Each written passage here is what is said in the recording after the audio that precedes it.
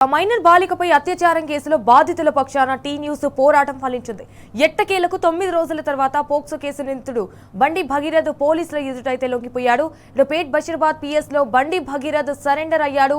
లాయర్ల సమక్షంలో స్టేషన్ కు వచ్చిన బండి భగీరథ్ పోలీసులకు లొంగిపోయాడు. పోక్సో కేసులో బాధితుల పక్షాన టీ న్యూస్ పోరాటం చేయడంతో ఎట్టకేలకైతే 9 రోజుల తర్వాత బండి భగీరథ్ లొంగిపోయాడు. అయితే హైకోర్టు ఇంటరియం ప్రొటెక్షన్ పిటిషన్ తిరస్కరించడం, హైకోర్టులో అరెస్టు నుంచి రక్షణ లభించకపోవడంతో ఇవాళ హై డ్రామాకు తెరలేపారు.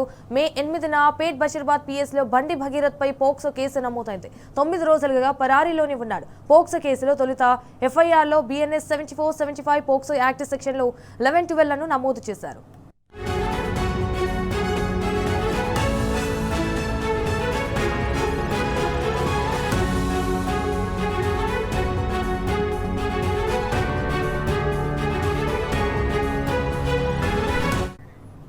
సో ఇదే ఇష్యూ పైన స్పందించడానికి బీఆర్ఎస్ నేత తిరుమల రాకేష్ గారు అయితే ఫోన్ ఇన్ లో ఉన్నారు.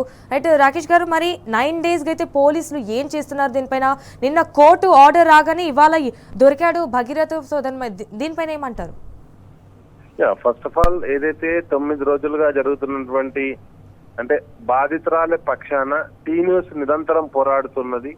అదే విధంగా మహిళా సంఘాలు కావచ్చు, బీఆర్ఎస్ పార్టీ మహిళా సంఘాలు కావచ్చు, బీఆర్ఎస్ పార్టీ నిరంతరం ప్రతిపక్షంగా ఏదైతే ఈ రోజు ఒక మహిళకు జరిగినటువంటి అన్యాయం గురించి నిరంతరం వెలుగెత్తి చాటింది. దానిలో అందరూ కలిసి కట్టుగా చేసినటువంటి కృషిలో భాగంగా, ఎందుకంటే నిన్న మనం చూసాం, తల్లి తన బిడ్డ పడుతున్నటువంటి వేదనను తట్టుకోలేక డైరెక్ట్ గా ఒక సోషల్ అప్పీల్ అంటే ఒక లెటర్ అప్పీల్ చేసింది సమాజానికి మొత్తానికి. ఏం జరుగుతుంది నా బిడ్డ పట్ల అని చెప్పేసి ప్రజల దృష్టికి అందరికి తేవడం జరిగింది. కాబట్టి ఇవన్నీ పరిశీలించిన తర్వాత ఇప్పటికీ పోలీసు వాళ్ళు క్లారిటీగా చెప్పట్లేదు ఆయన సరెండర్ అయ్యారా లేకపోతే అరెస్ట్ చేశారా. అండ్ నెక్స్ట్ నిన్న సీఎం గారు వెంటనే వాళ్ళ అబ్బాయిని తీసుకొచ్చి, సంజయ్ గారు అబ్బాయిని తీసుకొచ్చి సరెండర్ చేయాలని సీఎం గారు ప్రకటించడం, ఈరోజు ఆయన సరెండర్ అవ్వడం. మరి ఏంది ఇది అంటే కాంగ్రెస్ బీజేపీ కలిసి మహిళల పట్ల వాళ్ళ దృక్పథం ఇదేనా? ఇంతవరకు ఇప్పుడు కాంగ్రెస్ పార్టీ మహిళా విభాగం మాట్లాడలేదు, కాంగ్రెస్ పార్టీ నాయకులు ఎవరు మాట్లాడలేదు, బీజేపీ పార్టీ మాట్లాడలేదు. అది వ్యక్తిగత అంశం అయితే సమాజంలో జరిగేటువంటి ఏ అంశం కూడా వ్యక్తిగత అంశం కాదు. మహిళల పట్ల జరిగినటువంటి అంశాన్ని బీజేపీ పార్టీ రాష్ట్ర అధ్యక్షుడు రామచంద్రరావు గారు అది పార్టీకి సంబంధం లేదంటే పార్టీకి సంబంధం లేనప్పుడు ఆ వేదికలను ఎందుకు వాడుకున్నారు, ఆ వేదికల మీద ఎందుకు ప్రసంగించారు? అదేవిధంగా కాంగ్రెస్ పార్టీ ఇంతవరకు స్పందించలేదు. అంటే మహిళల ఇప్పుడు కేంద్ర కాంగ్రెస్ పార్టీ స్పందించింది కానీ రాష్ట్ర కాంగ్రెస్ పార్టీ ఇంతవరకు స్పందించలేదు. కానీ తప్పకుండా న్యాయానికి అంటే నిన్న అంబేద్కర్ దగ్గర ఏ రాజ్యాంగాన్ని అయితే నమ్మి ఈ రోజు భారతదేశం ముందుకు సాగుతుందో అదే రాజ్యాంగాన్ని నమ్మి నిన్న పోరాటం జరిగింది. కాబట్టి ఈ రోజు తప్పకుండా సరెండర్ కావాల్సి వచ్చింది.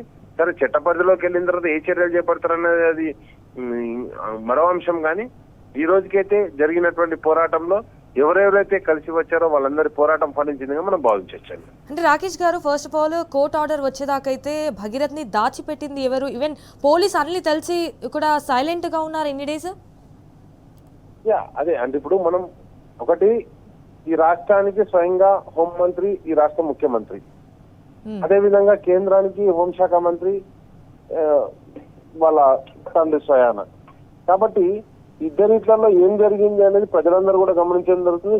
తెలంగాణ సమాజం మొత్తం కూడా గమనించడం జరుగుతుంది. దేశం మొత్తం కూడా దీన్ని గమనిస్తుంది.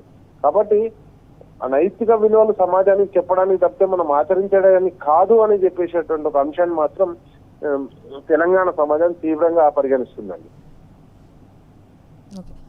ఓకే రాకేష్ గారు, థ్యాంక్ యూ అండి.